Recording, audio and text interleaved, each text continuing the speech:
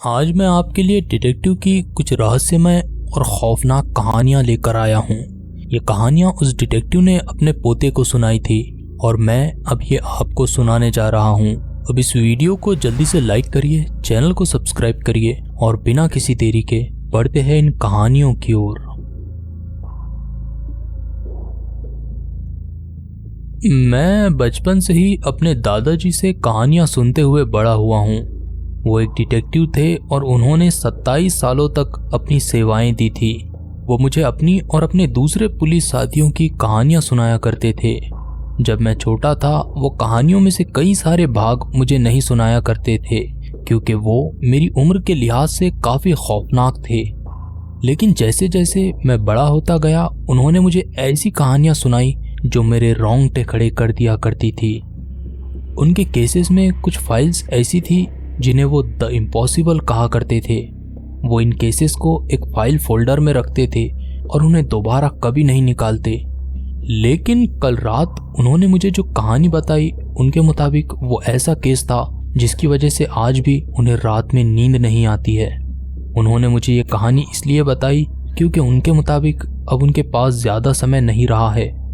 अब मैं आपको ये कहानी वर्ड टू वर्ड वैसे ही सुनाऊंगा जैसे मेरे दादाजी ने मुझे सुनाई थी।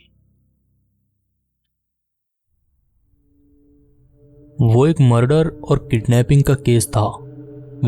कम से कम देखने से तो ऐसा ही लगता था। ये केस एक परिवार का था जिनका सरनेम नेबेल था। इस परिवार में हस्बैंड का नाम बेंजामिन, वाइफ जेनिफर और उनकी एक 6 साल की बेटी थी जिसका नाम केटी था। करीब सुबह के 6 बजे उनकी एक पड़ोसी वहां से गुजर रही थी कि उसने देखा नेबेल्स का दरवाज़ा पूरी तरह से खुला हुआ था। ये देखकर उसे अजीब लगा और वो उनके घर के अंदर चली गई। पहली नज़र में तो सब कुछ सामान्य ही लग रहा था, लेकिन फिर उसकी नज़र वाइफ की बॉडी पर गई। इसे देखकर वो औरत वापस अपने घर चली गई और उसने पुलिस को फ़ोन लगाया। आखिरकार हमें इस केस के लिए भेज दिया गया। मैं जब वहाँ पहुँचा तो मुझे कोई भी चीज़ अजीब नहीं लगी। मेरा मतलब है ऑफकोर्स वहाँ पर एक बॉडी थी, लेकिन उसके अलावा कुछ भी संदेहजनक नहीं था। वहाँ कोई निशान नहीं था, किसी के ज़बरदस्ती अंदर आने के सबूत नहीं थे, यहाँ तक कि बॉडी पर भी कोई स्ट्रगल के निशान नहीं थे। ये बताना भी नामुमकिन था कि इसकी मौत किस वजह से हुई है। लाश किचन में थी और इसका 1/3 ऊपरी हिस्सा टेबल के नीचे था। हमें उसकी ऑटोप्सी के बाद पता चला कि वो बस मर गई थी। डॉक्टर्स पता नहीं लगा पा रहे थे कि उसकी मौत की एग्जैक्ट वजह क्या थी। ऐसी कोई वजह नज़र नहीं आ रही थी जिसकी वजह से वो मरी हो। वो एक हेल्थी वुमन थी। वो स्मोक नहीं करती थी, शराब नहीं पीती थी और खान पान का भी ध्यान रखा करती थी। ये कुछ ऐसा था मानो उसने एक पल के लिए आंखें झपकाई हो और दूसरे ही लम्हे उसकी मौत हो गई हो। मैं जब यहाँ आ रहा था तभी मुझे रेडियो पर पता चला कि हस्बैंड और उनकी बेटी घर में नहीं है। ऑफ कोर्स तुम्हें भी यही लग रहा होगा कि हस्बैंड ने ही उसका कत्ल किया है, और उस टाइम हमें भी कुछ ऐसा ही लग रहा था। मगर दिक्कत ये थी कि फैमिली की दोनों कार्स गैराज में ही थी, तो हम ये मान रहे थे कि वो पैदल ही फरार हुआ है। कुछ अफसरों ने इस घर के आसपास का इलाका भी छान मारा था। उन लोगों ने पड़ोसियों से भी पूछताछ की, लेकिन किसी ने भी नेबेल्स के घर से किसी भी तरह की कोई आवाज़ नहीं सुनी थी, ना ही किसी ने उस घर से किसी को बाहर आते हुए देखा था। खैर, हमने दोबारा से घर की अच्छे से तलाशी ली। बारीक से बारीक डिटेल पर भी हमारा पूरा ध्यान था। हम कोई भी कोना छोड़ना नहीं चाहते थे। बेसमेंट, एटिक, हमने सब कुछ छान मारा, लेकिन हमें कुछ भी नहीं मिला। न किसी तरह के स्ट्रगल के निशान थे, ना ही कोई और निशान। वहाँ कुछ भी नहीं था। घंटों उस घर पर बिताने के बाद हमने सोचा कि हम अगले दिन आएंगे ताकि फ्रेश नज़रिए से दोबारा खोजा जाए। ये सोचकर हम वहाँ से निकल गए और हम उस जगह गए जहाँ बेंजामिन काम किया करता था। वो दरअसल लकड़ियों की एक फैक्ट्री में काम किया करता था। उसके कोवर्कर्स के मुताबिक वो उस दिन सुबह 5 बजे काम पर आया था। वो एक क्रेट बना रहा था। उसके सहकर्मियों के मुताबिक वो अपने घर के लिए ये काम कर रहा था। उसने उस क्रेट को आधा ही बनाया था और करीब 6:15 को उसने कहा कि वो बाथरूम जा रहा है, और उसके बाद से उसे किसी ने नहीं देखा था। ना ही किसी ने उसे यहाँ से बाहर जाते देखा था। जब हम उस फैक्ट्री में थे तभी मुझे याद आया कि मैं अपनी नोट्स को उसी घर में भूल आया हूँ। उसे लेने के लिए हम दोबारा उस घर में आए। जब हम वहाँ पहुँचे, वाइफ की लाश को हॉस्पिटल में ले जाया जा रहा था। जैसे ही हम अंदर घर में आए, एक भयानक बदबू से हमारा सामना हुआ। वो कुछ ऐसी बदबू थी जो पुरानी डेड बॉडी से आती है, जिसे हाल ही में खोजा गया हो। हम ये जानते थे कि वो वाइफ से नहीं आ रही थी। हमने वहाँ पर काम कर रहे ऑफिसर से पूछा तो उन्होंने बताया कि ये बदबू अभी कुछ 5 मिनटों से ही आ रही है।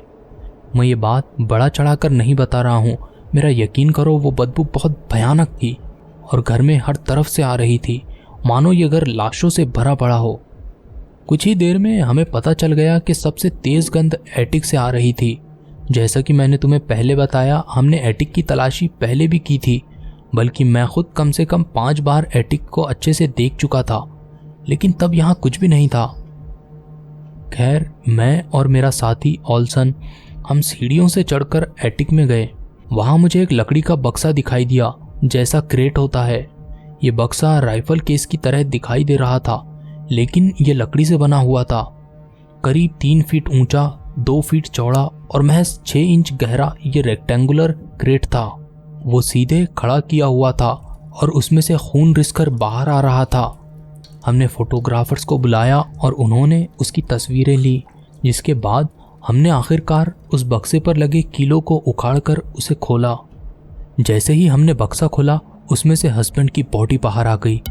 इसके बारे में सोचो, वो आदमी काफ़ी लंबा था, करीब 5 फीट 10 इंच और 65 किलो का ये आदमी इस छोटे से बक्से में मानो ठूंस दिया गया था। उसकी हड्डियां चटक गई थी और उसके अंदरूनी हिस्से बाहर आ गए थे। उसकी पूरी बॉडी चपटी हो गई थी। उसकी बॉडी बहुत बुरी हालत में थी।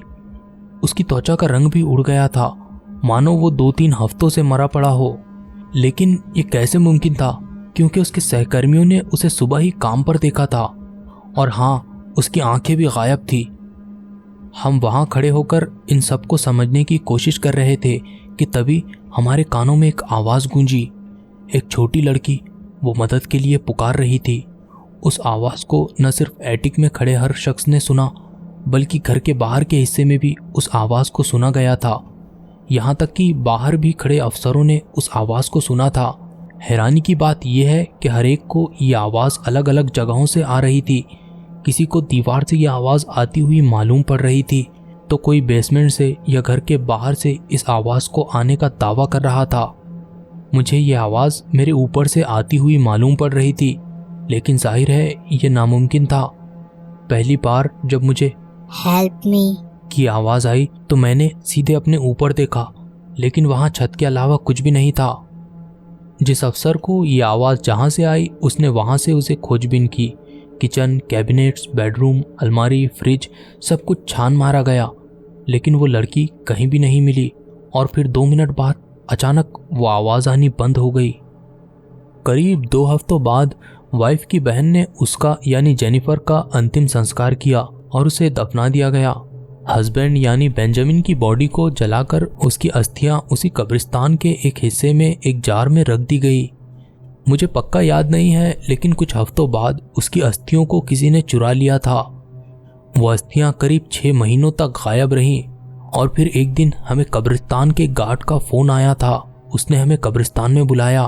वाइफ की बॉडी ज़मीन से बाहर थी और वो कब्र से सटकर बैठी हुई थी।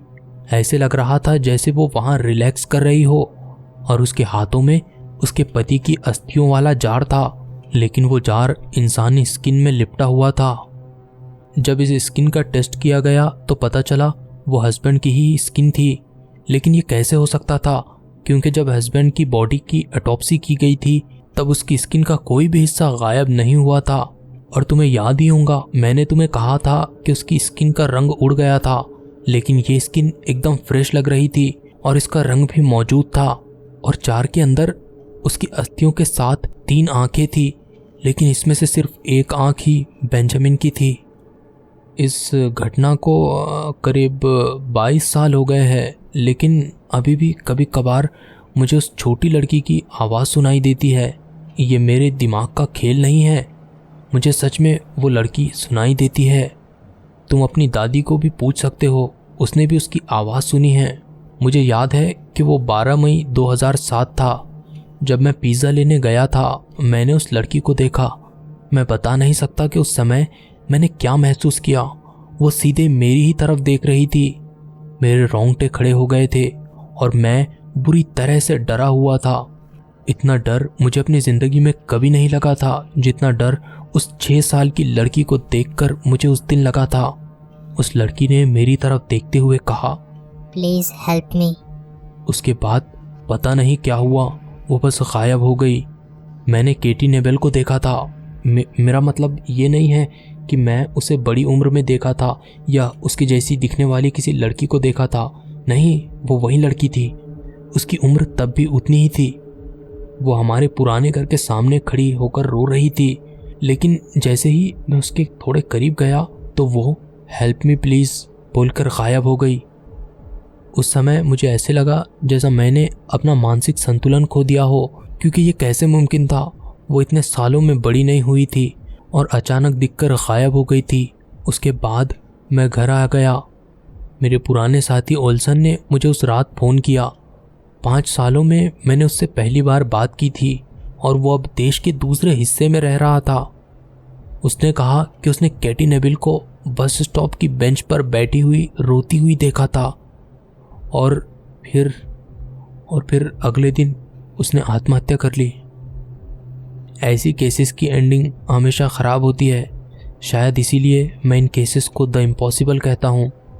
मुझे पता है कि मेरे साथ बहुत सारी घटनाएं हुई है जो मैंने तुम्हें सुनाई भी है, लेकिन उस छोटी लड़की की आवाज़ वो अब भी कभी कभी मुझे बीच रात में जगा देती है। कभी वो आवाज़ मुझे नीचे से आती है तो कभी वो आवाज़ बाथरूम से आती हुई महसूस होती है। कभी कभी तो मैं जब तुम्हारी दादी की तरफ पीट करके सोता हूँ तो मुझे ऐसे लगता है जैसे वो आवाज़ तुम्हारी दादी के मुंह से आ रही हो। वो लड़की हमें कभी नहीं मिली। भगवान जाने उसके साथ क्या हुआ था, लेकिन उसके माँ बाप के साथ जो कुछ हुआ उसे देखते हुए ये अंदाज़ा लगाया जा सकता है कि उसके साथ कुछ अच्छा तो नहीं हुआ होगा। ये केस मेरे लिए सबसे भयानक केस था। इसके बाद मेरे दादाजी ने कहा कि वो इसके बारे में और बात नहीं करना चाहते हैं। मैंने कहा ठीक है, और फिर हमने इस केस को दोबारा कभी डिस्कस नहीं किया। लेकिन मुझे एक और केस याद आ रहा है। ये भी मैं आपको अपने दादाजी की ही जुबानी सुनाना चाहता हूँ। ओल्सन से पार्टनरशिप से पहले मैं दूसरे पार्टनर के साथ था जिसका नाम मैथ्यू था। वो काफ़ी अजीब आदमी था, लेकिन वो अपने काम में बहुत अच्छा था। वो मुझसे करीब 10 साल ज़्यादा एक्सपीरियंस रखता था, बल्कि उसने मुझे कई सारी चीज़ें भी सिखाई है। उसने मुझे कहा था कि मेरे करियर में ऐसे भी कुछ केसेस होंगे जिनको मैं सॉल्व नहीं कर पाऊंगा। उसने कहा था इसकी वजह ये नहीं है कि तुम में प्रतिभा नहीं हो या फिर ऐसा ही कुछ, ना ही तुम्हें सबूतों और गवाहों की वजह से। बस समझो कि इन सब के होते हुए भी, पता नहीं मैं तुम्हें कैसे समझाऊं, लेकिन तुम वो केसेस सॉल्व नहीं कर पाओगे। उन दिनों 80 के दशक में हम एक अपार्टमेंट में गए जहां कत्ल होने की संभावना थी। पड़ोसियों ने एक अपार्टमेंट से बदबू आने की बात कही थी, जिसके बाद उन्होंने पुलिस को फ़ोन लगाया था और फिर हमें भी वहां बुला लिया गया। ये एक लड़की का शव था।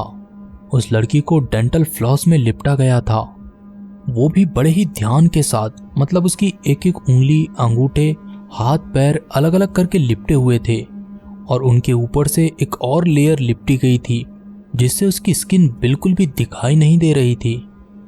तुम सोच सकते हो इतना सब कुछ करने में कितना टाइम लगा होगा। ये धागे बिल्कुल करीब करीब थे कि थोड़ी सी भी स्किन दिखाई नहीं दे रही थी। तुम सोच सकते हो कितने सारे डेंटल फ्लॉस लगे होंगे पूरी बॉडी को 2 बार लपेटने में। कम से कम सैकड़ों रोल्स तो लगे ही होंगे, अगर 1000 नहीं तो शायद, या फिर शायद 1000 भी लगे हो।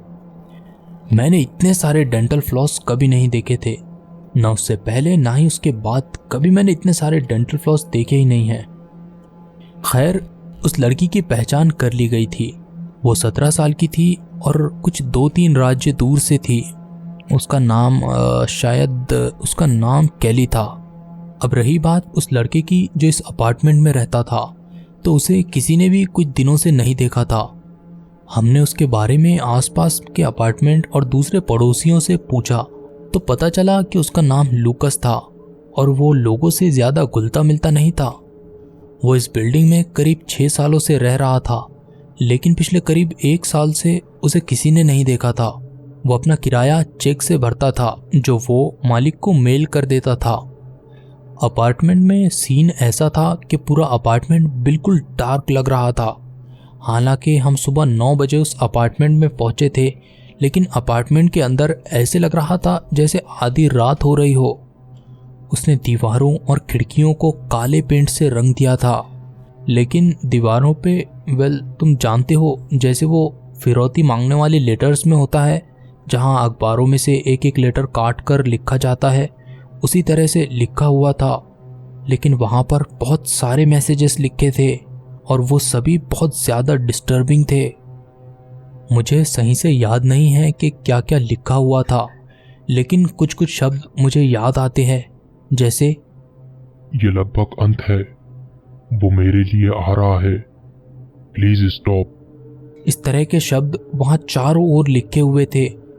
ये 2 बेडरूम अपार्टमेंट था और हर दीवार, सीलिंग और यहाँ तक के फ्लोर पर भी उस लड़के ने मैगजीन और अखबारों में से शब्द तराश कर ये सेंटेंस बनाए हुए थे। इन्हें पढ़कर ऐसे लग रहा था मानो उसे मदद की सख्त ज़रूरत थी। फिंगरप्रिंट्स वाले बंदे भी यहाँ आए। जैसा कि मैंने तुम्हें बताया कि इस अपार्टमेंट में वो अकेला ही रहता था। किसी भी पड़ोसी ने किसी को भी इस अपार्टमेंट में आते जाते नहीं देखा था। यहाँ तक कि उन्होंने इस कमरे से टीवी या रेडियो की भी आवाज़ नहीं सुनी थी। लेकिन किसी वजह से करीब 90 लोगों के अलग अलग फिंगरप्रिंट्स इस पूरे अपार्टमेंट में मिले थे। उससे अजीब बात यह थी कि ये सारे फिंगरप्रिंट्स बड़े सलीके से मिले थे, जैसे एक आदमी टेबल पर हाथ रखता है, फिर दीवार पर, फिर रेफ्रिजरेटर पर, फिर दरवाजे पर। इसी तरह दूसरा आदमी रहता है, फिर वही सब कुछ जगहों पर वो अपने हाथ रखता है और इसी तरह से सारे लोग अपने फिंगरप्रिंट्स छोड़ते हैं। इन प्रिंट्स को देखकर ऐसे लग रहा था जैसे वो बड़े ध्यान के साथ वहाँ बनाए गए हो, क्योंकि उनके बीच की दूरी भी लगभग एक जैसी ही थी। हमें पता चला कि इन सारे प्रिंट्स में से सिर्फ 2 लोगों के प्रिंट्स का ही पता चला था। एक उस आदमी लूकस के थे जो यहाँ रहता था और दूसरे एक औरत के थे जो वेस्ट वर्जीनिया में रहती थी और 60 के दशक में लूकस के पैदा होने से पहले ही मर गई थी। वो लड़की जिसका शव अपार्टमेंट में मिला था, उसका और लूकस के बीच क्या कनेक्शन था, इसके बारे में भी कोई सुराग नहीं लगा। ऐसा माना जाता है कि वो करीब 1 हफ्ते पहले ही मर गई थी और उसकी मौत डेंटल फ्लॉस से दम घुटने की वजह से हुई थी। ऑटोप्सी के दौरान उन्हें लड़की के कुछ ऑर्गन्स भी डेंटल फ्लॉस में लिपटे हुए मिले। उसका दिल, गुर्दा, फेफड़े और किडनीज वगैरह सब डेंटल फ्लॉस में लिपटी हुई थी। खैर, हमारे पास कम से कम एक संदिग्ध था, वो लड़का लूकस। हमने उसके बारे में खोजबीन करनी शुरू की। काफ़ी खोजबीन के बाद हमें पता चला कि वो कंस्ट्रक्शन कंपनी में काम करता था, लेकिन उन लोगों के पास उसका कोई रिकॉर्ड नहीं था। वहाँ के कर्मचारियों ने हमें बताया कि उन्होंने उसे 3 दिन से नहीं देखा था और उनको लगा शायद उसने काम छोड़ दिया है। इसके अलावा हमारी इन्वेस्टिगेशन में लूकस के बारे में कुछ पता नहीं लग रहा था। ऐसे लग रहा था मानो उसने कैली को मारा था और जैसे गायब हो गया था। हमें ये केस मिलने के करीब 1 हफ्ते बाद हमारे आला अफसरों ने हमें ये ऑर्डर्स दिए कि हम लूकस के फ़ोटोज़ हर जगह फैला दें और ये कहे कि ये चोरी करके भागा है। इसके बाद हमें कई सारे बिजनेसेस से कॉल आने लगे और वो हमें बताने लगे कि लूकस वहाँ आया था। हमें कॉल्स आते थे जैसे वो गैस स्टेशन पर आया है, मैकडॉनल्ड में बर्गर खरीदने आया है या ग्रोसरी स्टोर पर कभी शैम्पू खरीद रहा है। लेकिन ये वो ऐसे स्टोर पर दिखाई देता था जो शहर के एक सिरे से दूसरे सिरे पर होते थे। लेकिन सबसे हैरान करने वाली बात तो ये थी कि वो इन सब जगह एक ही टाइम पर होता था। मतलब तुम समझ सकते हो ये कैसे मुमकिन था। लेकिन उसके होने के प्रूफ्स हमें सिक्योरिटी कैमरास और उसके क्रेडिट कार्ड रिकॉर्ड से मैच करते मिले। ऐसे नहीं हो सकता था कि कोई उस जैसा दिखने वाला कोई आदमी हो। ये वही था, क्योंकि क्रेडिट कार्ड्स के रिकॉर्ड भी एक ही टाइम पर हुए ट्रांजैक्शन बता रहे थे। अब मैं जब ये तुम्हें बता रहा हूँ तुम्हें ये बातें बहुत अजीब लग रही होंगी, लेकिन यकीन मानो इतने ही हैरान पुलिस वाले भी थे। ये चीज़ें खौफनाक तो नहीं थी, लेकिन उलझन में डालने वाली और रहस्यमय ज़रूर थी। हमने यानी मैथ्यू और मैंने कई सारे सिक्योरिटी टेप्स देखे थे और हर टेप में एक बात कॉमन थी। वो हर स्टोर के कैमरा में करीब 5 से 10 सेकंड तक लगातार देखा करता था। उसके चेहरे पर कोई भाव नहीं हुआ करते थे। वो पत्थर की तरह वहाँ खड़ा होकर कैमरा में देखा करता था। ऐसे लग रहा था जैसे वो मेरी आत्मा में झांक रहा हो। मुझे यकीन है जिसने भी उन टेप्स को देखा था उन सभी का यही मानना था। उसे स्क्रीन पर देखकर मेरा दम घुटने लगता था। ऐसे लगता था मानो मेरे दिल को कोई पकड़कर निचोड़ रहा हो। जब तक मैं स्क्रीन से अपना मुंह नहीं फेर लेता तब तक मुझे सांस नहीं आती थी। वो काफ़ी डरावना अनुभव हुआ करता था। एक दिन मैथ्यू आया जब मैं सिक्योरिटी कैमरा ही देख रहा था और उसने मुझसे कहा कि उसे कुछ मिला है। दरअसल उसे अपार्टमेंट में ली गई तस्वीरों से उन अखबारों की कटिंग में से एक पैटर्न मिला था। उनमें से कुछ लेटर्स ऐसे थे जिनका फॉन्ट अलग था। उसने उन लेटर्स को मिलाया तो उसे कोई शब्द मिला, लेकिन उसके कोई मायने नहीं थे। दरअसल वो साइफर कोडेड था, लेकिन मैथ्यू ने उसे डिकोड कर लिया था और डिकोड करने के बाद जो शब्द बने थे वो थे ब्रूस हिलर। पता चला कि ब्रूस हिलर एक दूसरे अपार्टमेंट का नाम था जो इस कस्बे से थोड़ी दूरी पर था। हम वहां गए और हमने लूकस के बारे में वहां के लोगों से बात की। वहां रहने वाले लोगों ने हमें बताया कि वो बहुत ही अच्छा इंसान था। वो ज़्यादातर टाइम यहाँ नहीं रहता था, लेकिन जब भी वो यहाँ रहता था वो लोगों से बातें किया करता था और सबसे अच्छे से पेश आया करता था। उसका ये वाला अपार्टमेंट बेदाग था। मेरा मतलब है ये ठीक ठाक तो था, लेकिन टूटा हुआ था, लेकिन साफ सुथरा था। हम सारी चीज़ों को देखते हुए तहखाने यानी बेसमेंट की तरफ गए। बेसमेंट के 2 भाग किए हुए थे। कुछ लकड़ी के पट्टों और वायर्स के दरवाजे से बेसमेंट को 2 हिस्सों में बांट दिया गया था, लेकिन इनके बीच काफ़ी बड़ी बड़ी दरारें थी और हम उसके आर पार देख सकते थे। हमने दूसरे वाले कमरे की ओर देखा और वो कमबख्त वहाँ बैठा हुआ था। उसकी पीठ हमारी तरफ थी। कमरे में सिर्फ एक ही बल्ब था जो सीलिंग से लटक रहा था। हम आगे बढ़े, उसकी तरफ गन पॉइंट करके बोले कि पीछे मुड़ो या ऐसा ही कुछ, लेकिन वो 1 इंच भी नहीं हिला। हमने वो दरवाज़ा खोला और उसके बिल्कुल पीछे पहुंचकर दोबारा उसे ललकारा, लेकिन वो पत्थर की तरह जमा रहा। जल्दी हमें पता लग गया कि वो सांसें भी नहीं ले रहा था, वो मर गया था। उसके चेहरे पर डर के भाव थे। सोचो तुम डरे हुए हो और जोर से चीख रहे हो, इतनी जोर से कि तुम्हारे गुर्दे छिल जाए। वो कुछ ऐसी ही हालत में था। उतना खौफ किसी भी लाश पर मैंने कभी नहीं देखा था। हमने जब आस पड़ोस वालों से पूछा कि क्या उन्होंने चीखों की आवाज़ सुनी थी, तो ऑफकोर्स उन्होंने हमें यही बताया कि उन्होंने किसी तरह की कोई आवाज़ नहीं सुनी थी। जब मैथ्यू ने वो लाश देखी, उसका उसके ऊपर बहुत बुरा प्रभाव पड़ा था। मैं मानता हूँ कि उसे देखकर मैं भी बहुत डर गया था, लेकिन मैथ्यू वो तो कुछ अलग ही लेवल पर था। उस लाश को देखने के बाद मैथ्यू ने कभी बात नहीं की, ना ही उसने मुझसे कुछ बोला, ना ही अपने परिवार वालों से। उसके बाद वो खोया खोया रहने लगा। वो अपनी खिड़की में बैठकर शून्य में देखा करता था और कभी भी किसी से बात नहीं करता था। इस बात को अब बहुत साल हो चुके हैं और मैं उम्मीद करता हूँ कि अब तक तो वो मर गया होगा। ऐसी हालत में उसे देखना बहुत पीड़ा देने वाला था। जब लूकस की ऑटोप्सी की गई तो उसमें पता चला कि उसके कुछ दिल में या शायद उसके ब्लड प्रेशर में कोई दिक्कत थी। पता नहीं, ऐसे ही कुछ था, लेकिन हम बस इतना समझे थे कि वो डर के मारे ही मर गया था। इस बात पे यकीन करना मुश्किल था, लेकिन यही सच था। इस केस के बारे में कोई दूसरा संदिग्ध कभी नहीं मिला, ना ही इससे ज़्यादा हमें और इन्फॉर्मेशन ही कभी मिली। उस लड़की का इस आदमी से क्या कनेक्शन था, उसके पास 2-2 अपार्टमेंट क्यों थे और वो दोहरी ज़िंदगी क्यों जी रहा था, इन सब सवालों के जवाब हमें कभी नहीं मिले। उसकी लाश जहाँ मिली थी वहाँ एक डेंटल फ्लॉस का बॉल मिला था। जब उसे खोला गया तो उसमें 7 इंसानी दांत मिले, लेकिन वो दांत किसके थे इसकी कभी भी पहचान नहीं हो सकी और इसी के साथ ये मेरे करियर के कुछ अनसॉल्व्ड केसेस में से एक बन गया। जैसा कि मैंने आपको बताया, मेरे दादाजी ने मुझे कई सारी कहानियां सुनाई थी। ये वो बिल्कुल सच्ची घटनाएं हैं जो उनके साथ पेश आई थी। चलिए मैं आपको एक और कहानी दोबारा अपने दादाजी के ही नज़रिए से सुनाता हूँ।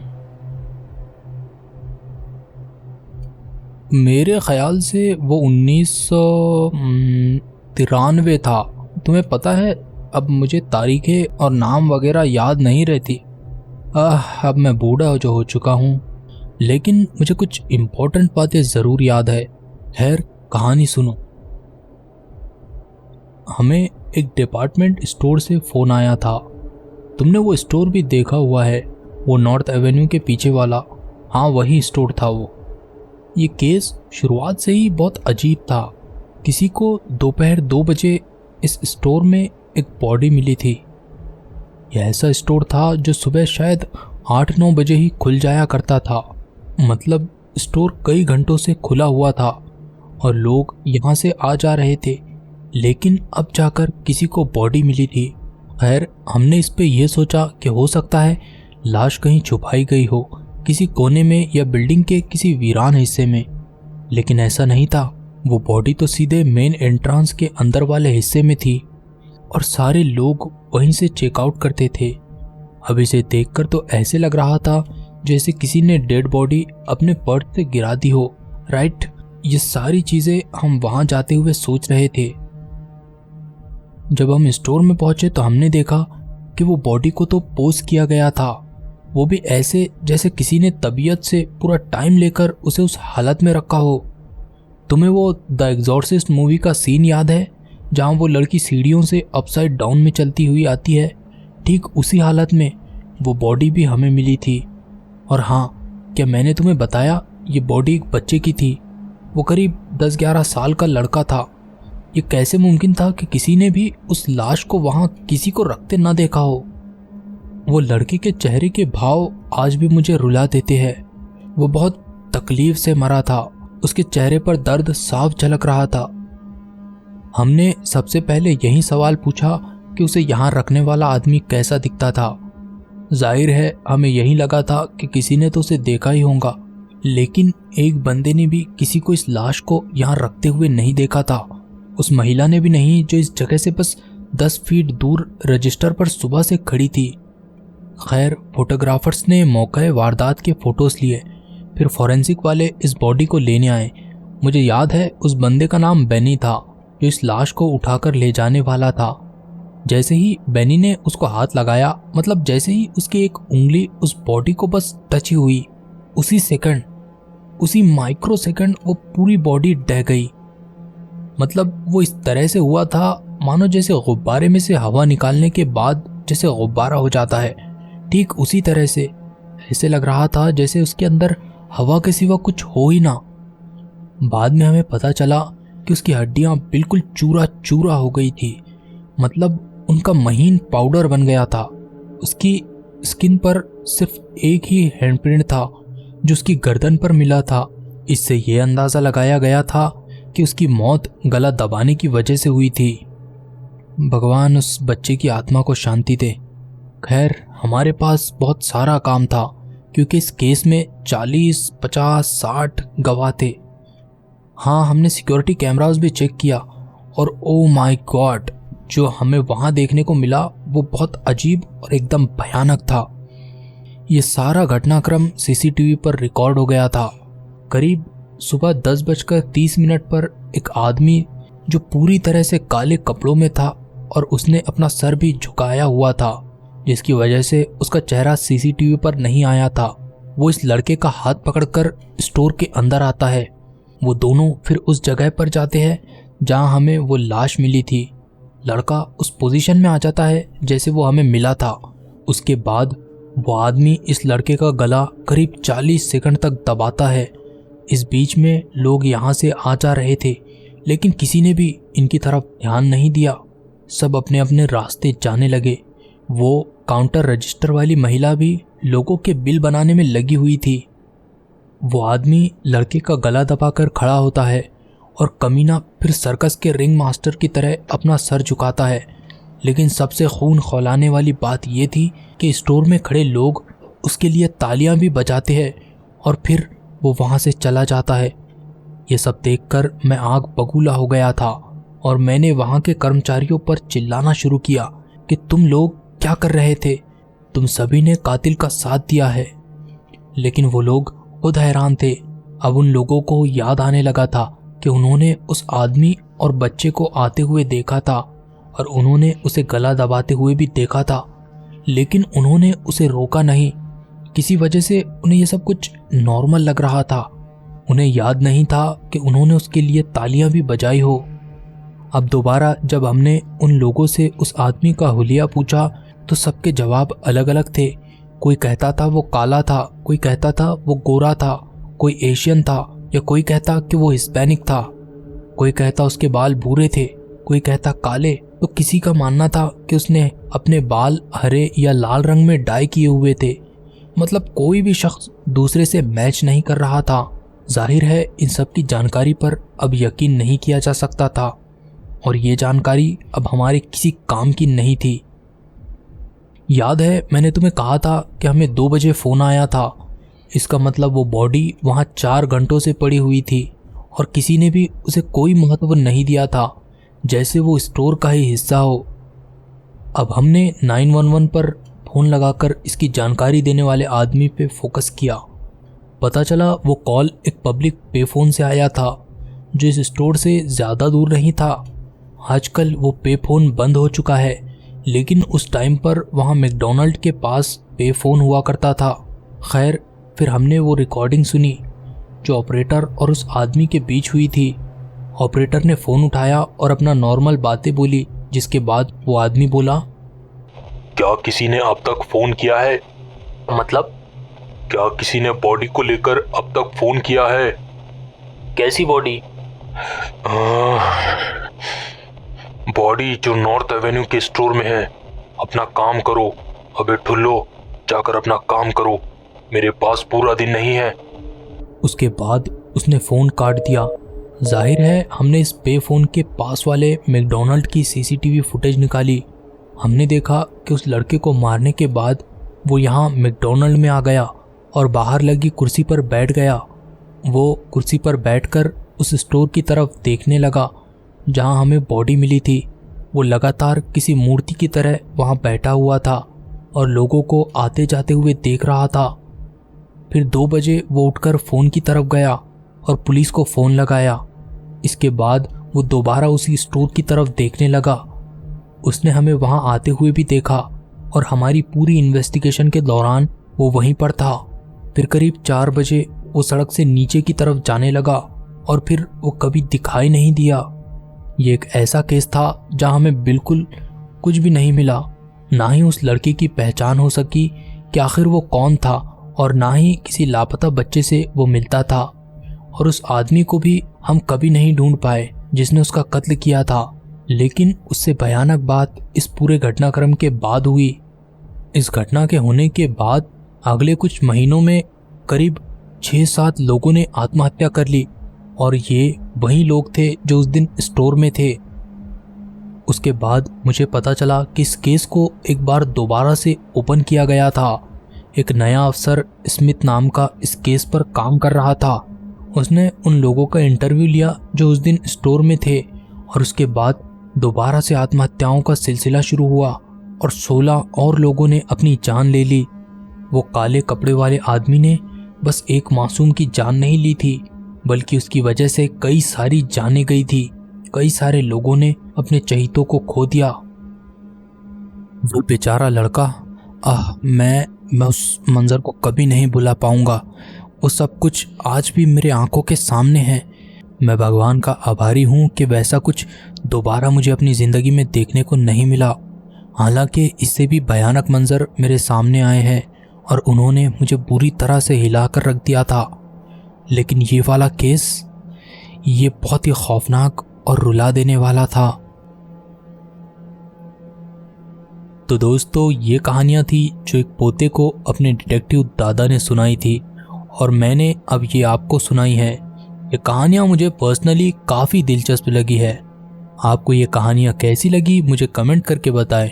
अगर रिस्पॉन्स अच्छा मिला तो मैं इन्हीं दादाजी की और भी कहानियाँ लाऊंगा। इस वीडियो को लाइक शेयर करके आप मेरे काम को अप्रिशिएट कर सकते हो। साथ ही कुछ अलग और खौफनाक कहानियों के लिए राजवाला चैनल को सब्सक्राइब करना ना भूलें। मैं आपको मिलता हूँ कुछ और कहानियों के साथ। तब तक के लिए गुड बाय।